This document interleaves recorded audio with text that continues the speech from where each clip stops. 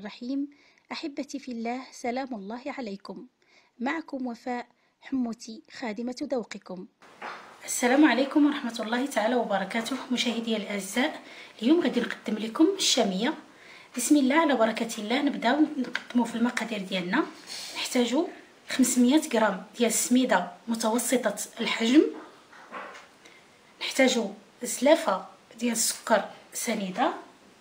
انا عبرت بهاد السلافه هذه صغيره ماشي كبيره، وبنفس الزلافه عبرت القوقاو مهرمش ومحمر.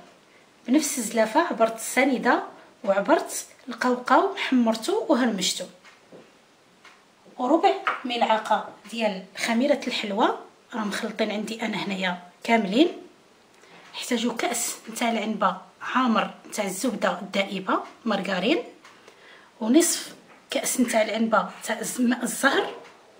بالنسبه للتزيين غادي نحتاجو القوقاو ما يكونش محمر هكذا خضر، ونحتاجو للقطر.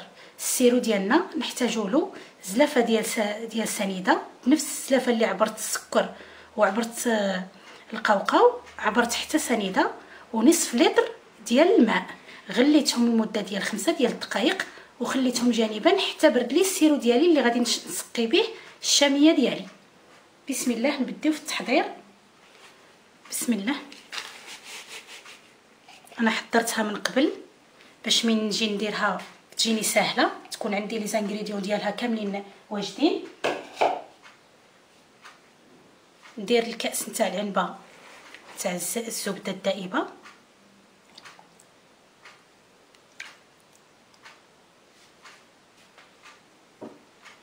نبسس مزيان هذا الشاميه.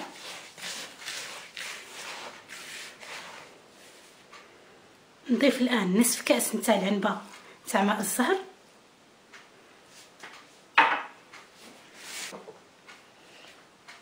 كتجي على هذا القوام مشاهدينا الكرام هكذا، كتجيش مجموعه. كنجيبوا اللاطه اللي غادي تدخل الفرن او المقلاة اللي غادي تدخل الفرن، وغادي ندهنوها بالزبده والزيت. دهنوها مزيان بالزبده والزيت.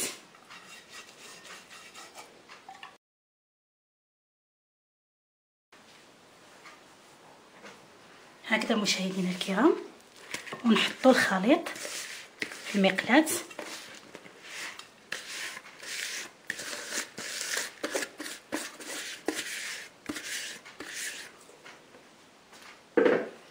ونبقاو نسكتو بيدينا.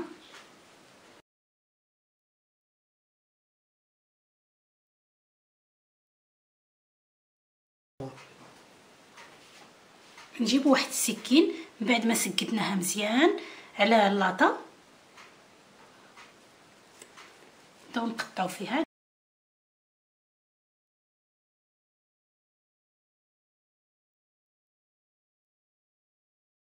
هكذا مشاهدينا الكرام، نوليو ندهنوا لها الوجه ديالها بديك الزبده الدائبه والزيت باش تعطينا لون ذهبي من الطيب.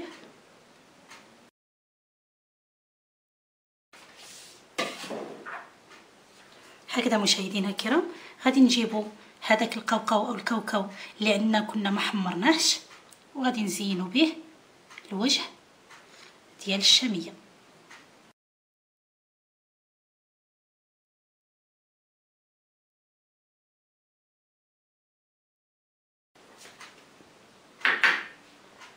هكذا مشاهدينا الكرام، غادي ندخلوا الشاميه للفرن على درجه حراره تكون منخفضه بزاف وطيب على خاطر ديالها. نخليوها حتى تحمر مزيان وتعطي اللون الذهبي، ونرجع معكم ان شاء الله في صحن التقديم. هذه هي الشاميه مشاهدينا الكرام بعد ما طابت، وسقيناها بهذاك السيرو والقطر اللي درناه. انا درته كامل، جا هو هذاك نصف لتر نتاع الماء مع نصف غرفيه ديال السكر جا نيشان. نتمنى مشاهدينا الكرام تعجبكم، ومن الاحسن تبيتوها ما تاكلوهاش في نهار حتى الغدا ليه، كتجي هشيشه وطريه. ممكن ديروها باللوز ولا بالفستق، وهذا هو الشكل ديالها. كتجي هشيشه كما كتشاهدوا، وكتجي رائعه في المذاق. نتمنى مشاهدينا الكرام تنال الاعجاب ديالكم وتجربوها. ما تنساوش الاشتراك في القناه والضغط على الجرس باش يوصلكم كل جديد. كانت معكم وفاء، والى الملتقى ان شاء الله.